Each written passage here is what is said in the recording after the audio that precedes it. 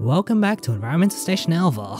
In the last video, we went around in the post-game and unlocked a bunch of stuff, and it leads us to this.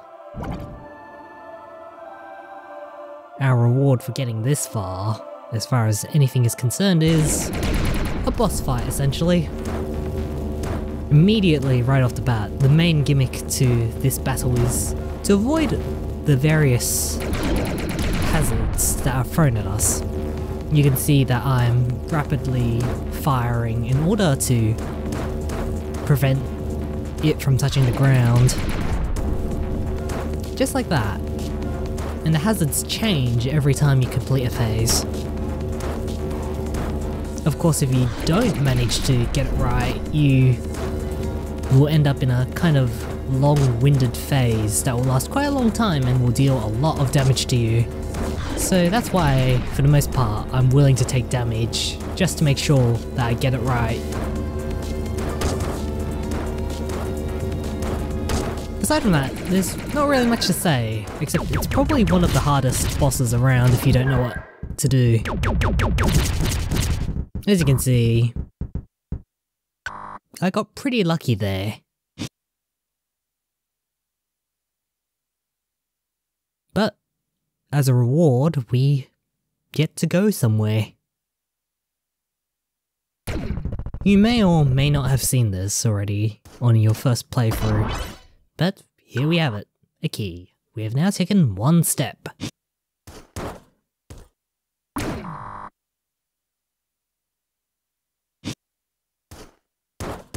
Anyway, now that we're through with that, we can go and find some of the other keys that are about. Now, having played this like before its release, I had kind of a tough time trying to figure it out, because between the unlockers and these keys that we find, it seemed kind of easy to get mixed up with what was what. So, because I discovered the locations of the keys that we are now looking for first before all the unlockers, made for a very interesting bit of gameplay. Of course, if you want to know the information about all this business about the keys and unlockers, you need only look here. This fisherman, and this terminal. We're already halfway there, so that kind of warning doesn't really help. Anyway, we're just gonna head back to the teleporter at this stage and go search out the location of the other 3 keys that are about. Now, the location of the locations, which is really complex to say, is mostly within the forest sector, but of course that's not the only place you can find them.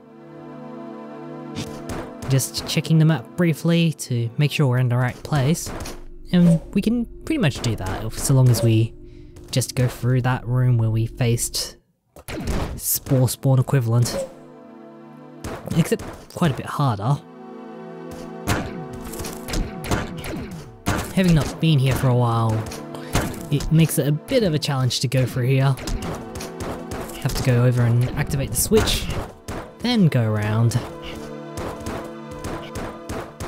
Given there hasn't been really much of a reason to go back here until now, it's not really much of a surprise that it's a little bit difficult. Anyway, we can just head out through here, and we have these interesting creatures. The location of the 4th key. A long dark corridor housing 3 shy monsters. Climb the 2nd lit pillar. This is of course in reference to the temple area.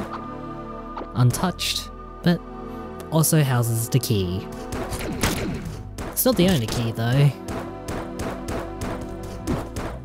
Our next creature is hidden over the top of this wall, who tells us the location of the 2nd key.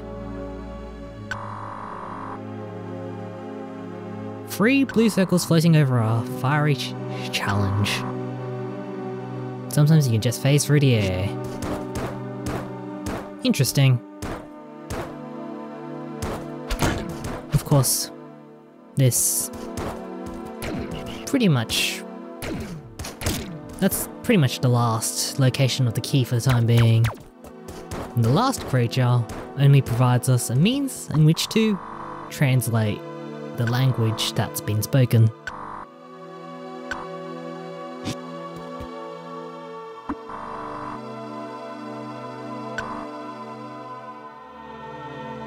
You'd think that with 4 creatures you'd have 4 key locations, but nope. This one just provides you a means to translate. And with that last statement and the previous statement, you can start formulating the basis on your translation. There's also a guide in the Steam forums, but I didn't have to do any of that. I didn't have much of a guiding guide to help me do it. So yeah, let's head on into the temple. And we're just gonna go pick them up in order, so before I start collecting any of the keys, it might be best if I go and check out the final location. Of course, it's in another place entirely, so we'll have to use the teleporter. So let's just go on and head there. This place is still quite dark, even though we've been through here entirely. Try and figure out the most optimum way, and we decide that heading back near the ship is the best that we're going to get.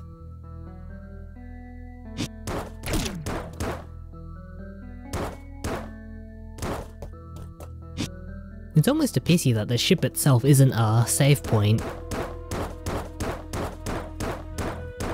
I already remember being here, so let's keep on going. Thanks to Dash Booster X, we can pretty much go anywhere really, really quickly.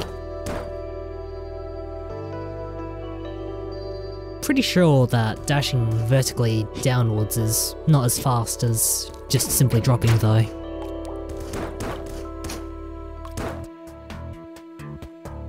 Anyway, if we head down this way, all the way down, instead of taking that left, which does not go where we need to, that simply leads us to the derelict ship, which is something else entirely. We head over this way, shoot open those blocks, and you'll find the last creature here. The location of the 3rd key. A small piece of a higher ground right from a large body of water, left of a yellow ruined vertical corridor. Wait on top of the higher ground to get through. And that is that. With that done, let's go on and grab our keys and then we'll figure out what they're for. Of course, there's still quite a bit more after this, but this is a pretty good start.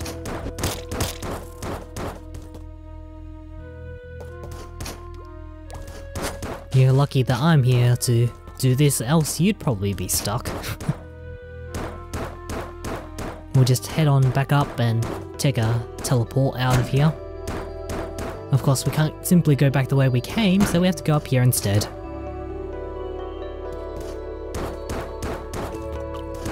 And just head back round to the teleporter again.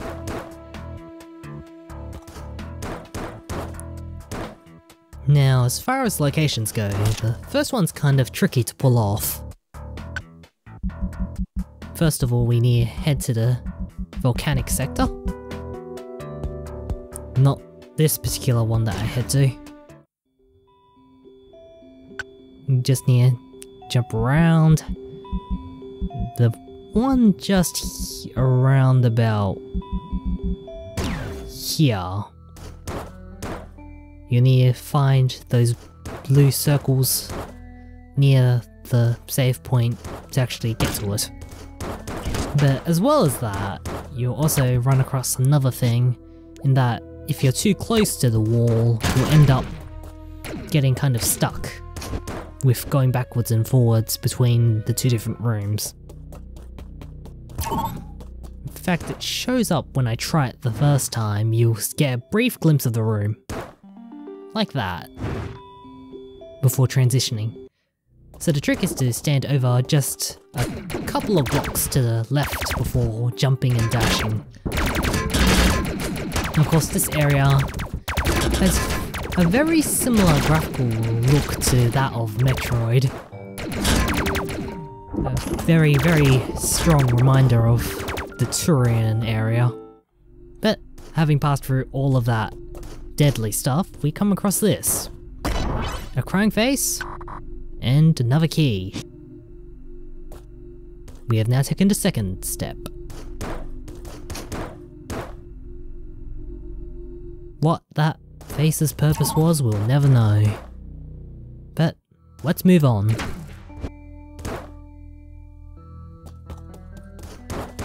So, with that in mind, we need to head on out. And we'll just head over to, I believe, the main area again, just so we can get this out of the way. It's kind of hard to remember what area of the ship I'm supposed to be in. The station, that is. This is the right spot, I think. We just need to make a right at some point. Yep, this is definitely the room. There's a strange divot in the wall right here, and so if you wait, it eventually opens up like that. Of course we have one of those ghost-like creatures lurking about ever since we acquired the first set of keys. And here we have it, another key. Now all we have to do is grab the last one and take it to a particular location that we have not yet been to. You'll note that we're now back at near the place where we acquired double jump. So yeah, after grabbing a key, you will probably find yourself somewhere nearby, but not quite in the same location where you entered to grab the key. So away we go.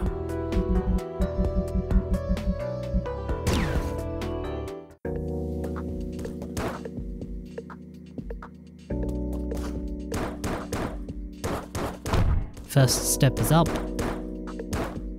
then back over this way, past the save point, past all those ghost-like creatures, and you'll see the very shy monsters just fly away the moment you get in their sights. You'll see two lit pillars, and you just simply shoot up the area, and you'll come to this room. First you activate the switch that opens up the exit, and then you get to kill a whole bunch of spiders. And when I say there are a lot of spiders, there are a lot of them.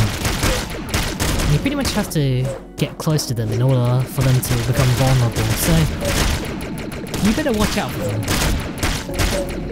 It's not particularly hard to deal with, but if you're not really much of a fan of pixelated spiders, this probably isn't the best time to be looking. After that's all done, we finally have the last key. Of course, there's no real way to get back down, so we'll just have to loop around by breaking through that wall, and back in we go.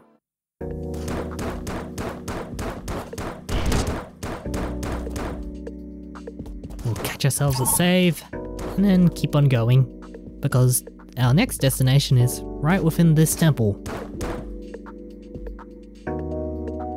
Not this way, as far as I know. That leads to the outer end of the dome. So what we need to do is go around, head straight down, and then head to the right.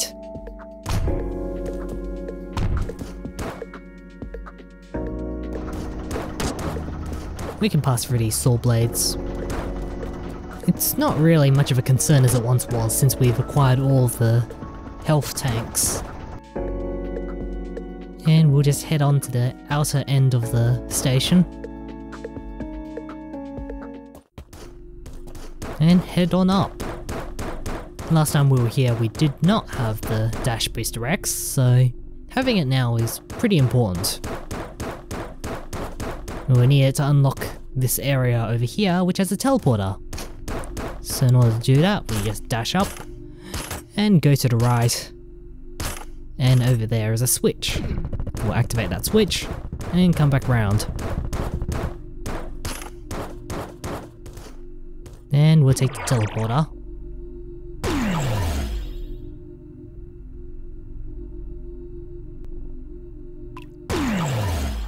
And here we have this crystallized area. Not really sure where we are, but it seems to have reacted to the collection of our keys. I guess we have passage. 4 keys. The display says 4. Can't possibly know who actually put that there, but hey, it's here now. And you might notice that these symbols look somewhat familiar. We don't have a signal here, but what we do need to do is start taking off stuff. The whole gimmick of equipping and de-equipping stuff comes into play here. Finally. And if we do as it says, we can pass very safely. If not, you instantly die. Basically like the orange spikes that we faced in the jump challenge. Over on this side, 13 blocks. None of them lifted. Not really sure why there wasn't 14, because they correspond to the number of power-ups that we have. Over here we have a strange clock. 14 hands, but I reckon it has something to do with the amount of power-ups that we have. But that's all for the time being. Until next time, take care.